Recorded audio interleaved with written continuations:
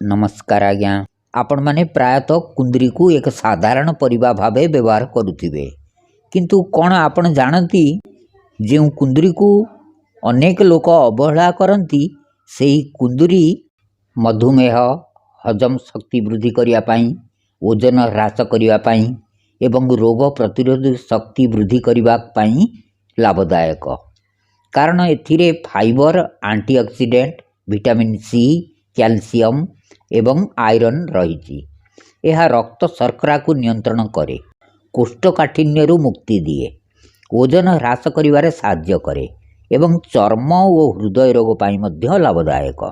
यह ज्वर, आस्थमा एवं एलर्जी पाई मध्य उपयोगी। आजिर एई भिडियो रे मु आपनकु कुंदुरीर सेही रहस्यमय गुण विषय कहबी, जहा आपनक शरीररू वर्ष वर्षर रोग को मूलरू शेष करदेव एवं केउ केउ रोग पाई कुंदुरी खाइबा उपकारी ता मध्य कहबी। आज आम आयुर्वेदिक शास्त्र प्रमाण सहित जानिबा किपरि एही लता जातीय उद्भिद आपणकर रक्त शर्करा स्तर को नियंत्रण करने सह चर्म रोग एवं पेट समस्या को दूर करे।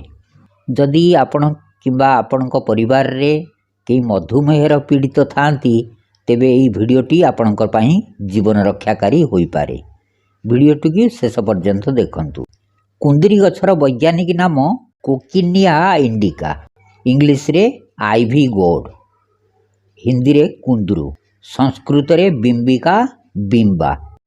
आयुर्वेदिक ग्रंथ भाव प्रकाश निघंटु रे कुंदरी विषय रे एक श्लोक वर्णना करा जायछि।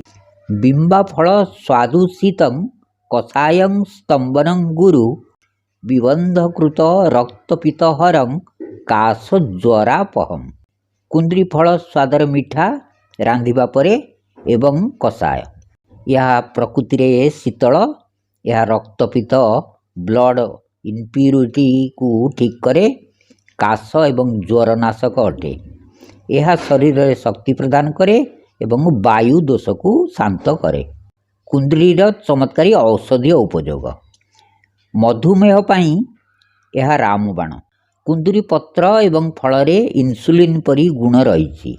जो मानकर सुगार लेवल बढ़ी जाउची सेमाने कुंदरी पत्रर रस 5 ml सकाळे खाली पेटरे सेवन कले रक्त रे शर्करा स्तर शीघ्र नियंत्रण हुए। पाटी भितरे घा।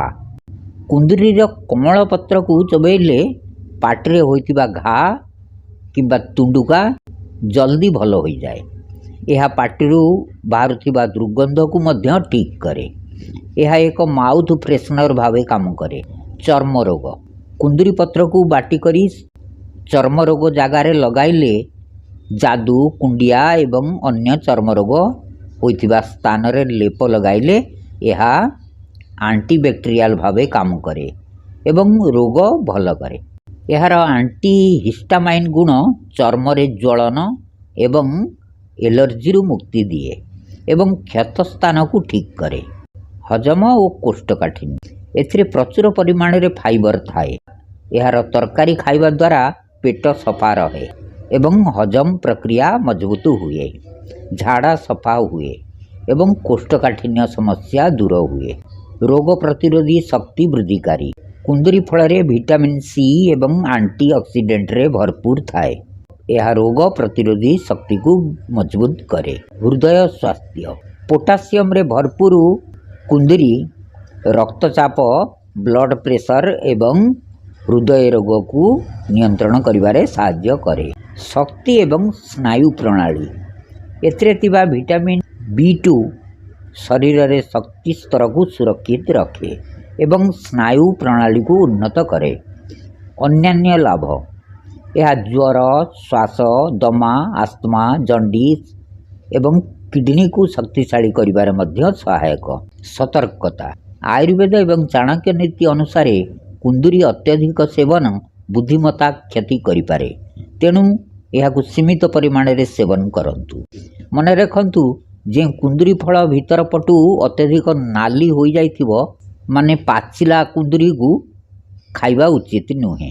कमल कुंदरी ही अधिक उपकारी। धन्यवाद।